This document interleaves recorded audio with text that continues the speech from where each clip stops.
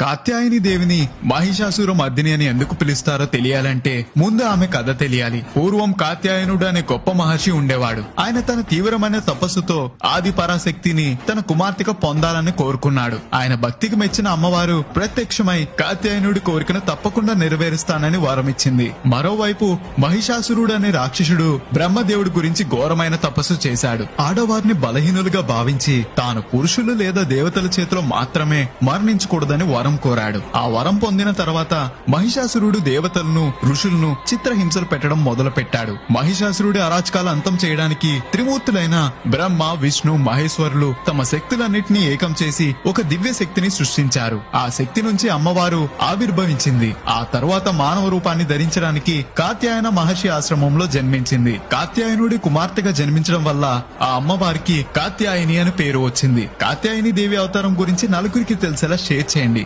Next వీడియోలో లక్ష్మీదేవి అవతారం గురించి చెప్తాను. అంతవరకు గోదావరి స్టేషన్ ని ఫాలో అవ్వాలి మరి.